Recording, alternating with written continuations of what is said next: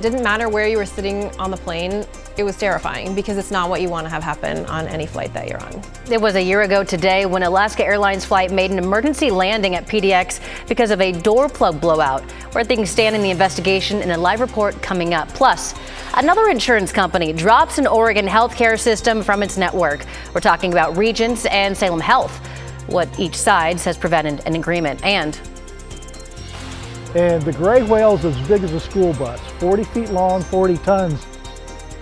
that is one of many volunteers posted up along the Oregon coast, helping you catch a glimpse of the Pacific giants. At 6:25, some tips to help you make the most of a whale watching excursion.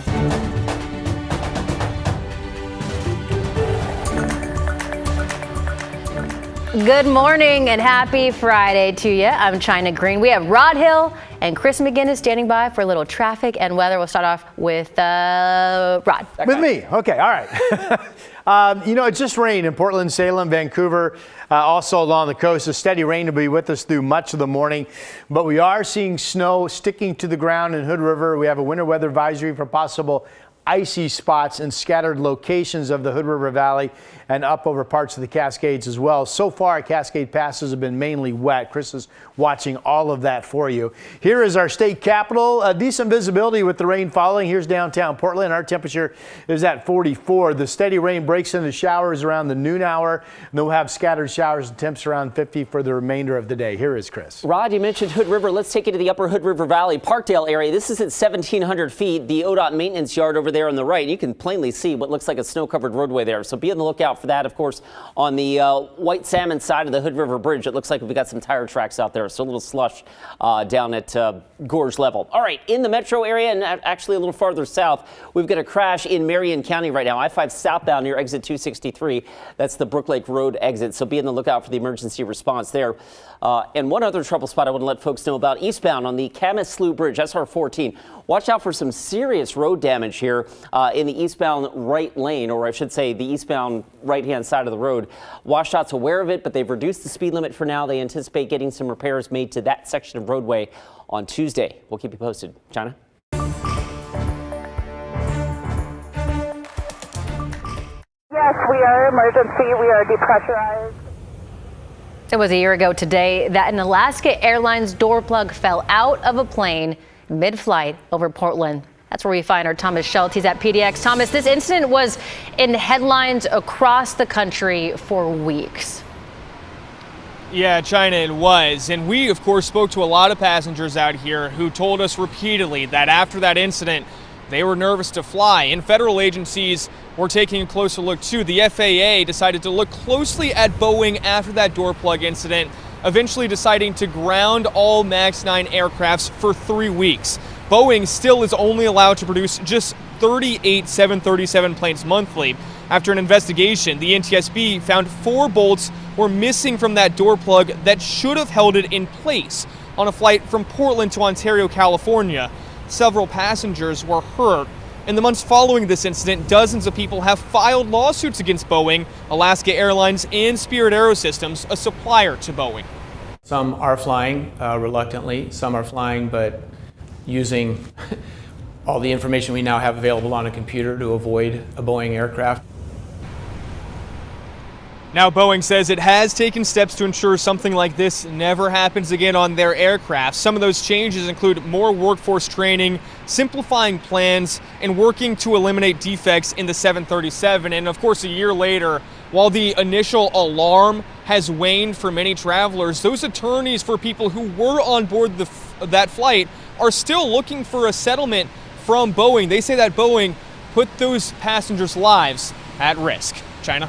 Our Thomas Schultz reporting live from PDX this morning. Thank you, Thomas. After months of searching, Portland police have arrested a high-profile suspected graffiti vandal. Officers arrested 40-year-old James Fishel at a home yesterday morning on multiple counts of criminal mischief.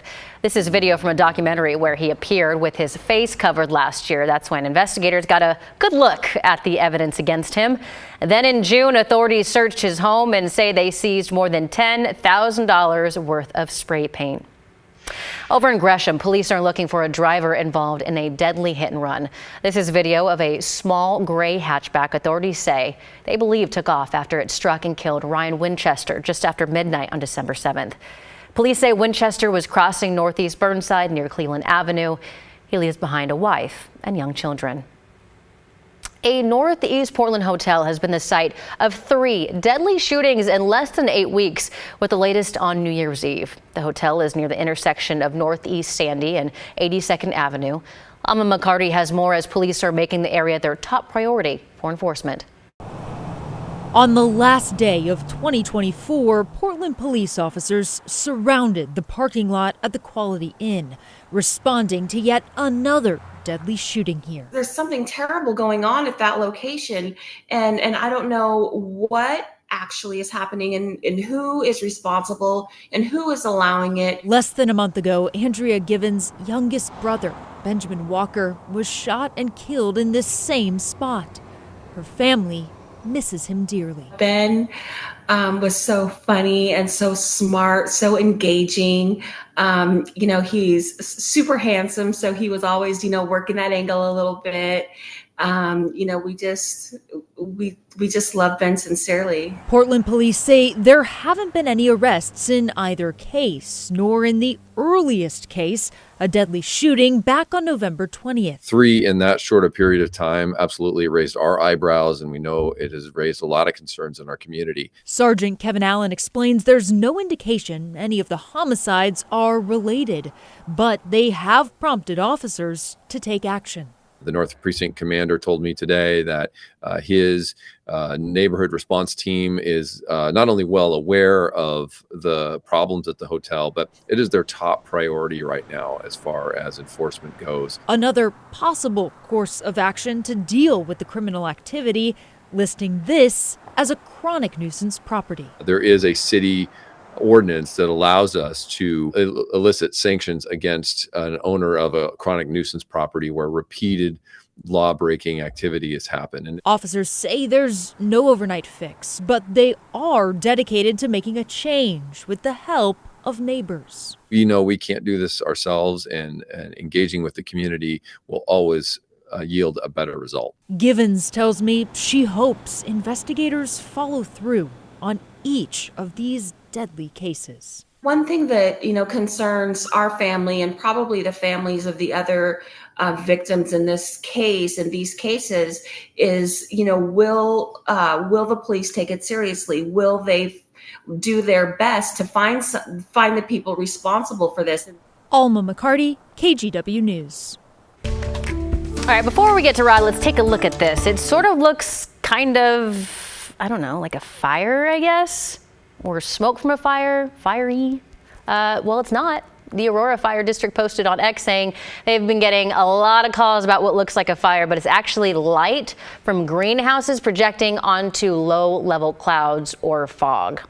So this is on Highway 99E in Aurora. So basically, no cause for concern. It's just a little science at play here. Isn't that interesting? It's basically light bouncing off of windows, illuminating the low cloud deck. Yeah, except basically, it's right? Earth. Yeah.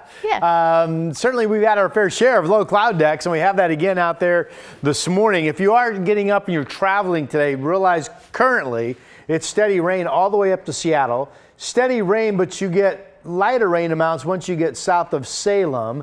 And you've got steady moisture all the way out through the gorge and, in fact, all the way out into Pendleton along I-84. Now, the steady rain here in the Willamette Valley will be with us throughout much of the morning. This will be breaking into scattered showers around the noon hour, if not before. We have generally cascade passes that are wet with snow falling in the air with temperatures just above freezing. We're getting multiple reports at this point of there being some snow cover in Hood River, from a dusting to about an inch, depending on location. The Dalles has been holding above 32, and the airport out there in Wasco County has been reporting rain this morning. But you get just above the Columbia River. Here's the radar, and all the colors that aren't green are some sort of wintry weather. So you get the picture right there. The bricks are wet. Temperature outside 44 degrees from the Pioneer Park building. Here are the other numbers. We're all generally about 40 to 43. Sandy's at 40. Happy Valley's 39. Hillsboro 44. Salem 45. It's 49 out in Silverton. We do have east winds gusting to 40 out coming out of the gorge along the Columbia River this morning. Otherwise, winds are pretty light in most locations. 40s out east today. Everybody has measurable precip in the forecast.